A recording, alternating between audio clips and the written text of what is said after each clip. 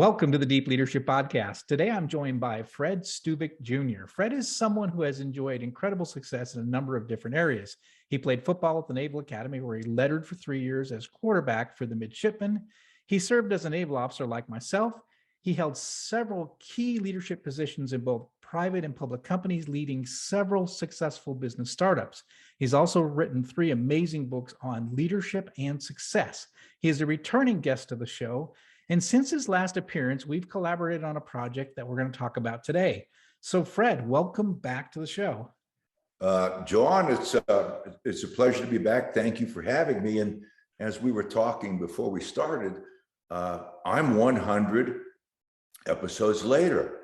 I was number 30. Yes. And now this is 130.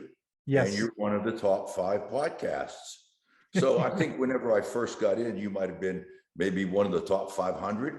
So you've taken a leap since then, right? Right. Yeah, we were fairly new, 30 podcast episodes deep when we first talked and we first met. And now again, this is episode 130. So we've come a long way. And it's interesting. It's been 2 full years since we last talked. And what's happened in those past 2 years, right? The world kind of went crazy in 2 years. I mean, who would have thunk? Huh? Right.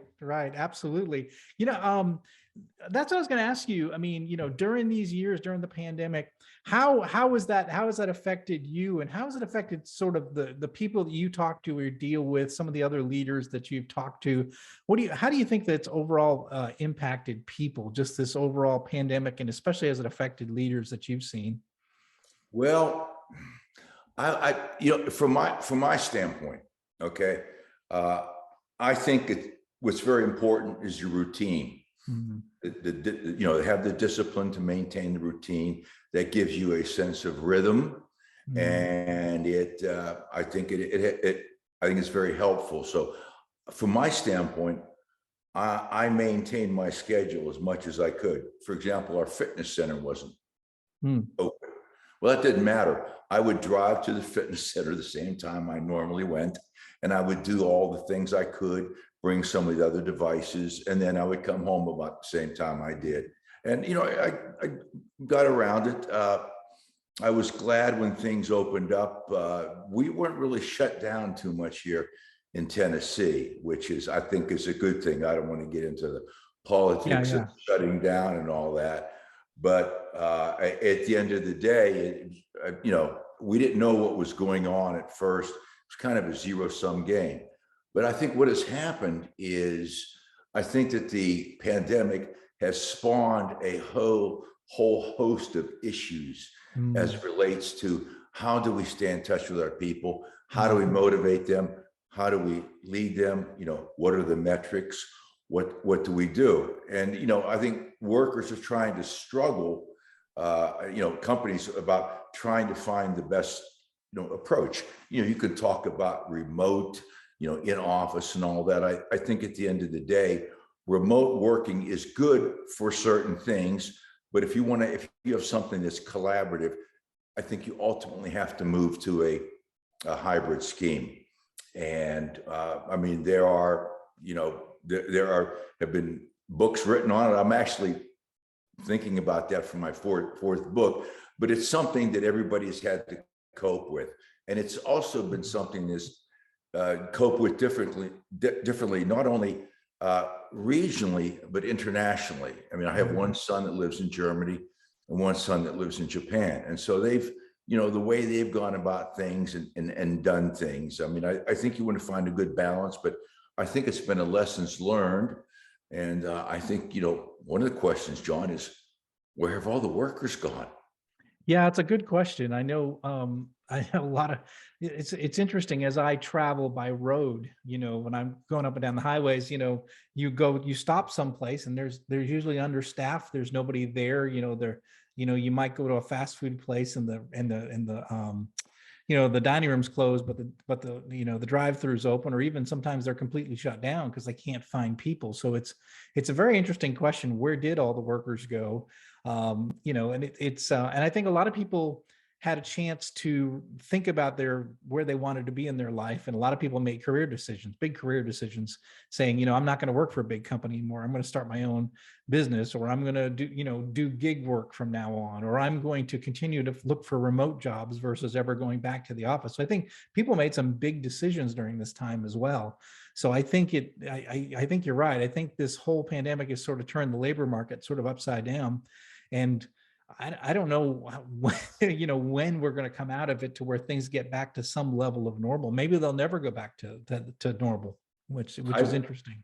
Yeah, I mean, I think it's going to be somewhere in between, but I think that the work environment has changed quite a bit. I think one of the things that is a definite consideration is, as you know, John, most communication is nonverbal. Right.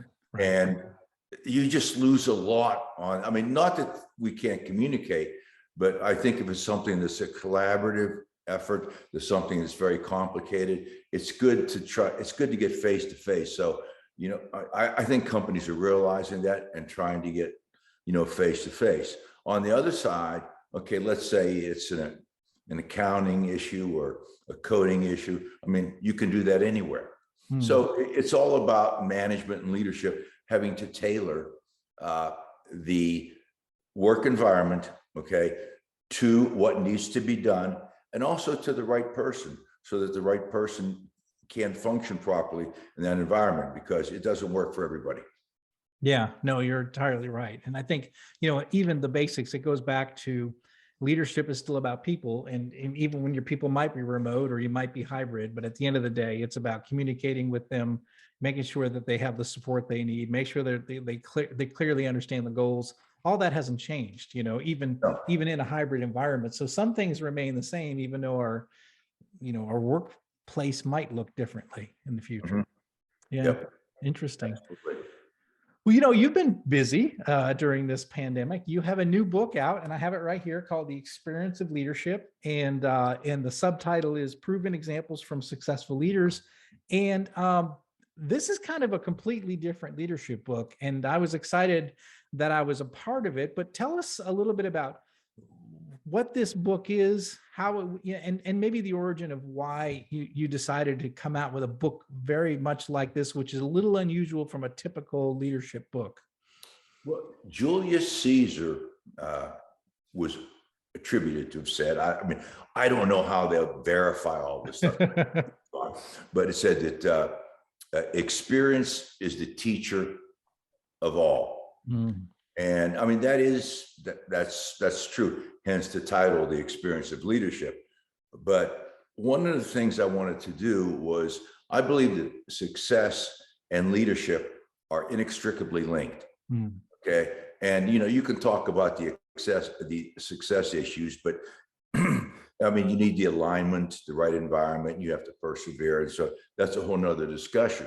And I'd always wanted to write a leadership book. And I think there's a place for leadership training, but as you know, leadership training in and of itself is not that effective unless there's an environment where you can sustain best practices. Yes. So rather than, go ahead. No, that's exactly right. So as I like to say is that leadership skills, they're like any other skills. You have to practice them to get better at them. And so it's one thing to go to a leadership course, but it's another thing to be able to practice those skills, get better at those skills. And that's how you get better. Just like putting reps in the gym, you have to put reps in as a leader to get better at dealing with people and managing people and achieving tough objectives. It takes time, it takes practice, it takes reps. And but I think you're right. So so experience is really important. How do we learn from the people who've gotten those reps in, And that's where, I mean, we talked about this in our last podcast 2 years ago, because we talked about the importance of mentors. And you learn from mentors. Well, it just came to me that, I think some of the leadership books that are written out there, and again, I'm not singling anyone out, but I think some of them are a little, maybe perhaps a little academic, a little theoretical. And I was thinking, let's just break through all that and portray a number of people across a number of environments so they can talk about their leadership journey and what worked for them. And, and by doing that, I think the reader can look at, okay, what are the best practices and principles that work not only in these different types of environments, but that can work across the spectrum. And you'll see that, in each chapter, we have I think, a pretty nice cross section of people.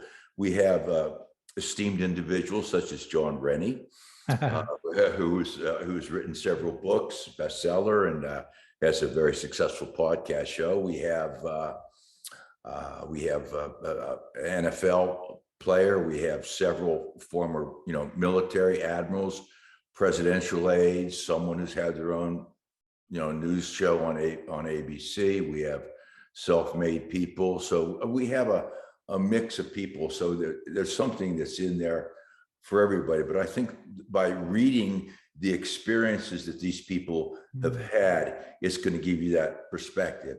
And for example, you look at the history books, you read stories about, I mentioned Julius Caesar, Hannibal, Marcus Antonius, things like that. You can learn by reading about these people and what worked for them. And so that was my purpose. And I do think it is a very different type of book. And it's something that I think that people can get a lot out of. I think there are certain sections in there and certain people that are going to resonate with other people. Okay. And they can identify them. And so if that one person can read that 1 or 2 chapters and something clicks and it helps them, then that's a win-win. Yeah, I think you're right. I think that's what I like about it, is that you've got all these different stories and all these different journeys.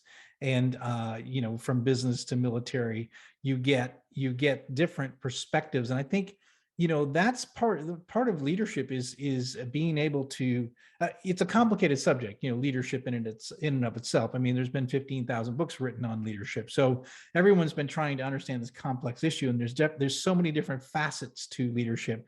And that's what I like about this book, is that you get to see it from different perspectives, different angles, people at different levels of their career. How did they advance? How did they move up? How were they successful? What points in their lives did they realized they were a leader, or that they became a great leader?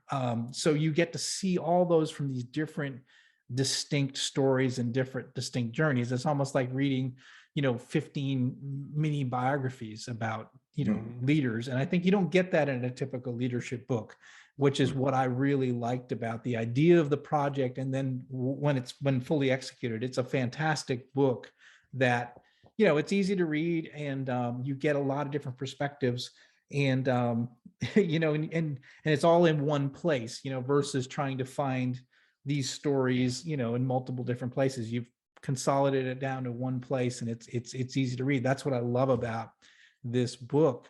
And I got to ask you a question. I mean, and I know because I dealt with you, I wrote one of the chapters in the book, so we had a lot of back and forth.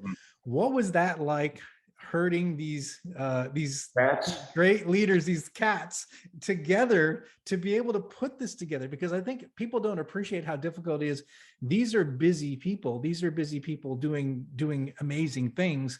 And for them to take time out to write something that's going to fit all together with all these other stories. What was the process like, getting these people together and to write the book? Well, this process is just like leading people, John. Yeah. Okay.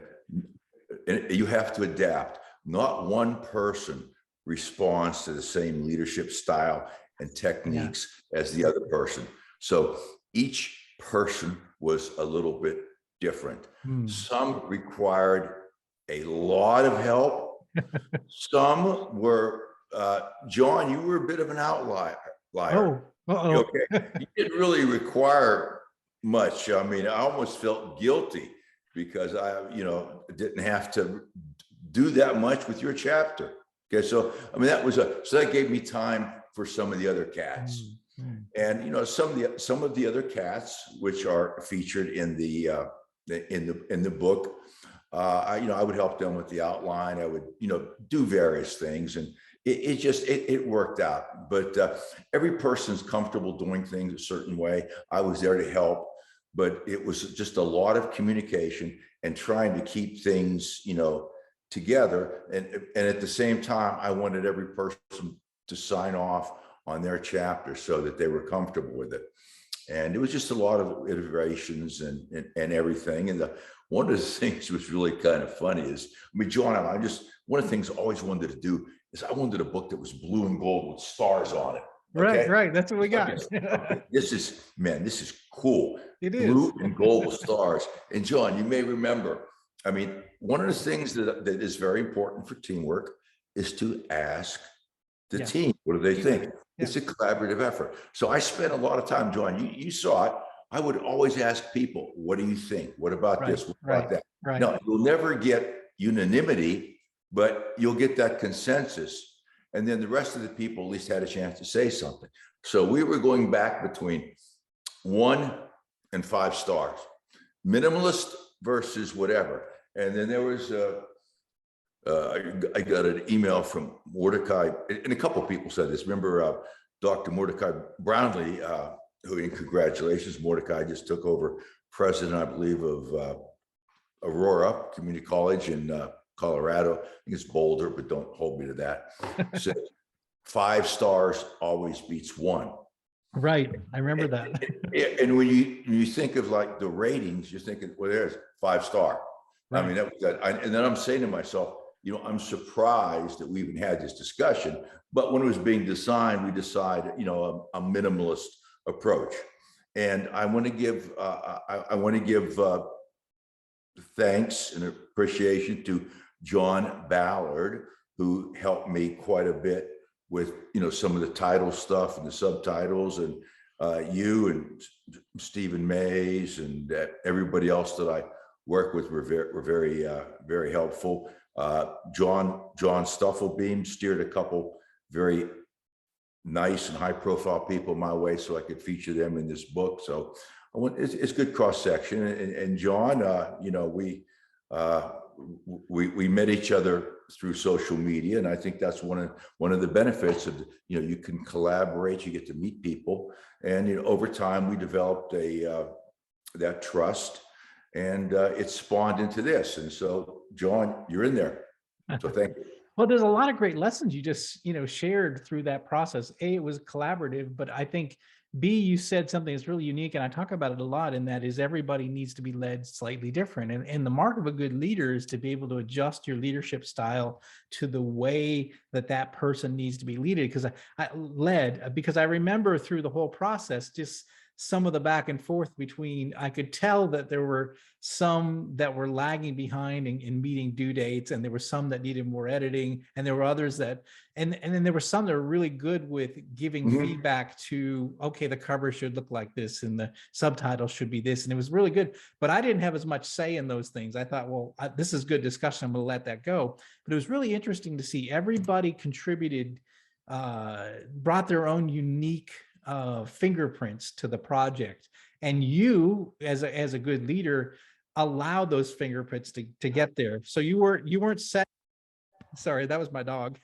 Oh, that's all right. Completely set in your ways about this is the way it's going to look and feel. You were able to shift and based on the feedback you were hearing. Like you said, the one star was like the look in the beginning, and then 5 stars. And now, now that you see it, you're like, well, it ought to have been 5 stars from the beginning, So you were able to listen to that feedback and adjust. And I think we do that as leaders, right? So we have a direction in mind, but we're also willing to be flexible enough to listen to the feedback and to be able to course correct based on, wow, I didn't think about that. That's a great idea. We're going to move in that direction. So even the process of writing a book like this, it was a leadership effort from the beginning to the end. It was a goal that we had in mind, you had in mind, and you had to basically herd these, talented individuals, successful leaders into a path and get them all, across the goal line by due dates. And you did it. And I think it was kind of fun to watch. As a leader myself, it's fun sometimes not to be the leader. I get to sit back and observe leadership and see how it's going. So for me, it was kind of fun to be sort of in the back of the bus and not in the front of the bus on this one. But again, a lot of great leadership lessons just in writing the book was interesting. And one of the things, and John, we've talked about this before. This is something I know you're keen on. Is one of the common threads throughout every chapter was the collaborative effort of working with a team, but also decision making. And I remember in Bert Callan, Admiral Callan, who's he's a war hero. I think he's a national treasure. I'm just honored and privileged that he was the, in the book. But I liked one of his terms where he said quality decision making. In other words, he said, he talked about the importance of integrity, but he said, really, the end result should be a quality decision. Okay. And it should be made by involving everybody, all of the people.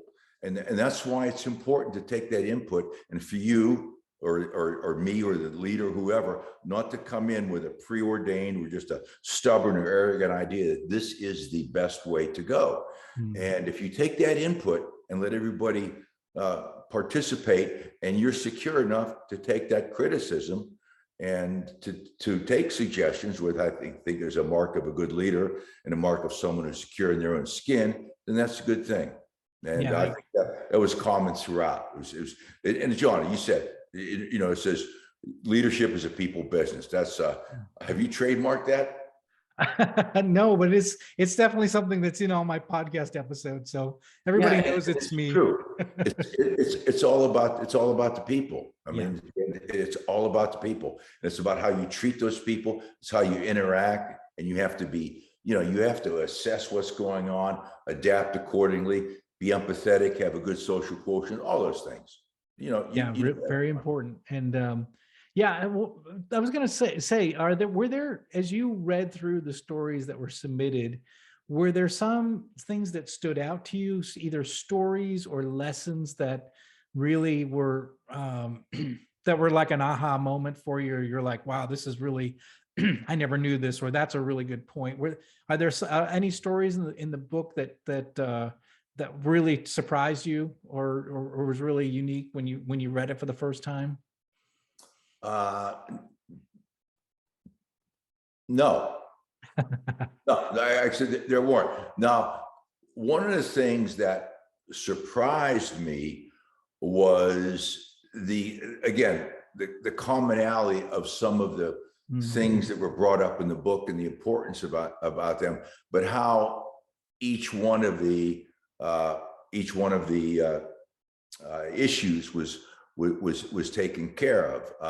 If there was one thing that was just a little bit, I guess you say, different in terms of, it wasn't really a leadership thing, but it was Tori Clark was talking about her time at the Pentagon and during 9/11. And, one of the things that her boss had said, her leader, whatever you want to say, was, just in case there's a problem with, electronically, or, we lose computers, have everything written down so you have a hard copy backup.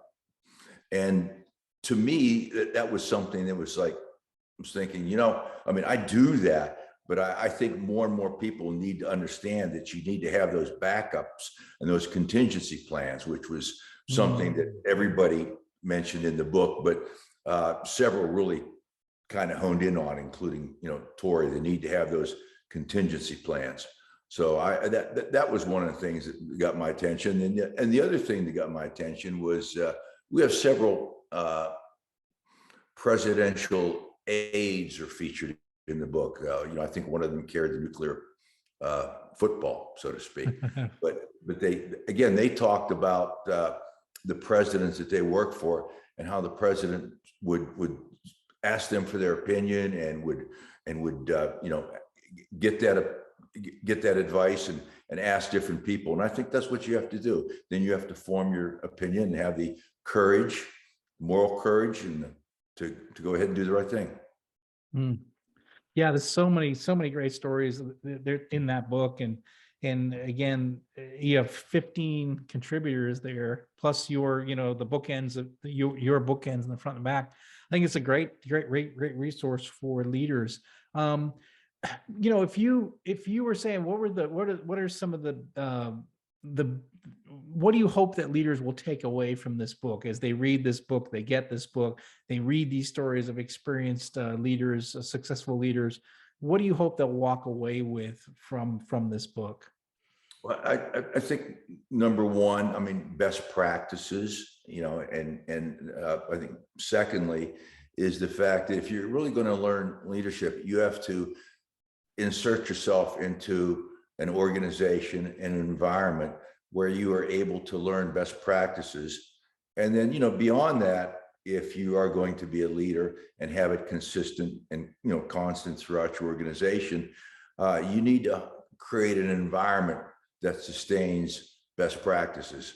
And no one is born a leader. Okay. And I think everybody needs to understand that they do have leadership qualities in them. If everybody, if leaders were born, we wouldn't be having these discussions, because when you go to the, you go to the nursery that have the little leader tag, whatever, color that would be. But everybody does have leadership capabilities, but they also have to be true to themselves and not try to be something they can't.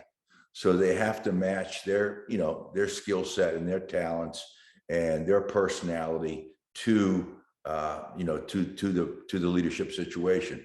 And as long as you're true to yourself and, you have the ability to assess what's going on with you and adapt, and you can take that feedback, and you're secure, and you persevere, and you have integrity, which is another word mentioned throughout the book, I think, you can do okay. But again, go at your own pace, be true to yourself, and, learn as you go.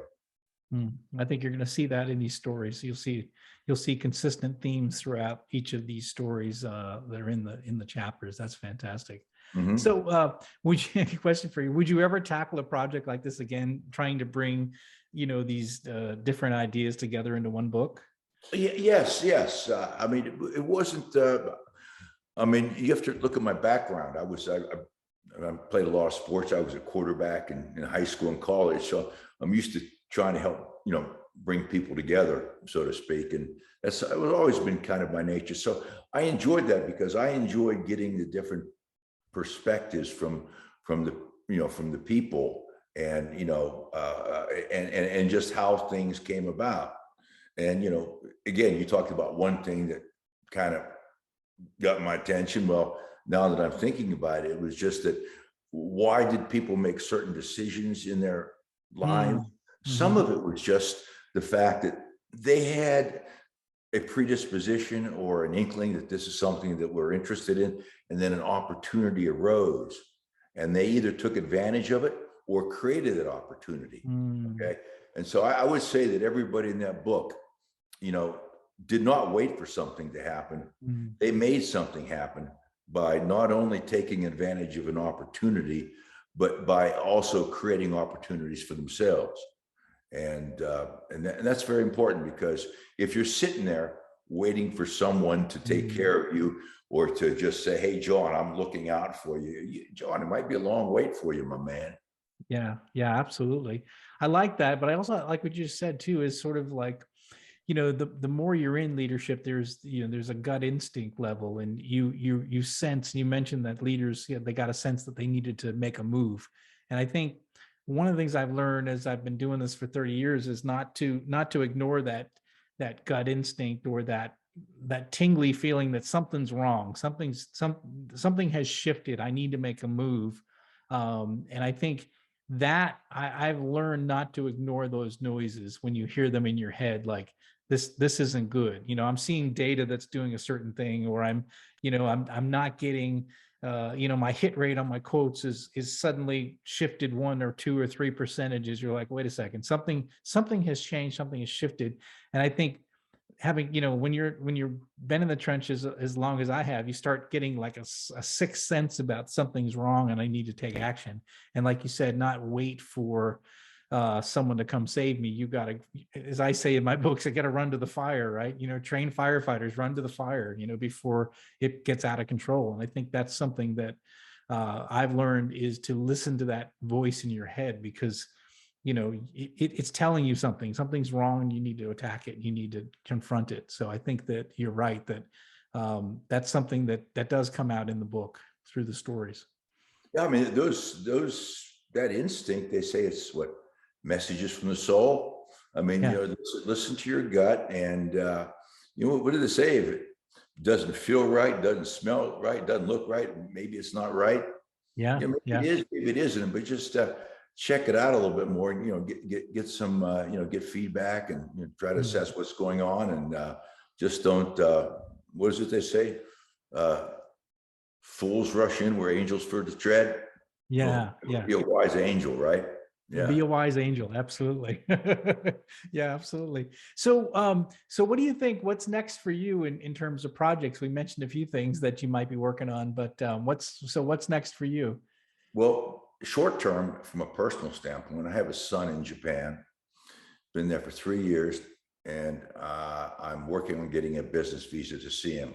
Oh, nice. Hoping to be there in July for 3 weeks, which would be great. But beyond that, I'm looking at another book, and I don't know. I talked about the workplace thing, and I'm thinking about doing something about the new environment. For example, how are decisions made, what type of arrangements work best in which environment, where have all the workers gone, things like that. And I also like motivational sayings. I like, if you go on my Twitter feed, you'll see a lot of motivational sayings. I like that. So I was thinking of doing something more along the motivational side as well. I'm not real sure, but I think it'll be the former, not the latter, next. And I'm also working on getting the book, published in other countries. And part of that process is me having to commit to a 4th book. So I'm gonna have to make my mind up pretty soon. Yeah, absolutely. Yeah. So you know what I'll do, John? What's that? I'm gonna follow my instinct. There you go. We just talked about it. Follow your gut. That's great. Well, how can people find out more about you and this new book, The Experience of Leadership, which again, I'm holding up for those who are watching on YouTube? Well, I have a website, fredstuvek.com, which has information on the book, but the book is available through Amazon, Barnes and Noble, Apple, places like that. So if you just Google the name on those forums, or go to my website, it'll direct you to links to click, and you can go on from there, and feel free to buy 1, 5, 10 or more. 10 or more. Absolutely. Well, very good. Well, this has been fantastic, Fred. It was good to have you back on the podcast, and thanks for sharing this great book and being the quarterback for the getting this thing published. I was honored to be a part of it. I think it's a fantastic book, and I do encourage everyone who's listening in to get this book, read this book, and learn the lessons that are in the pages, because I think you will be a better leader if you do that.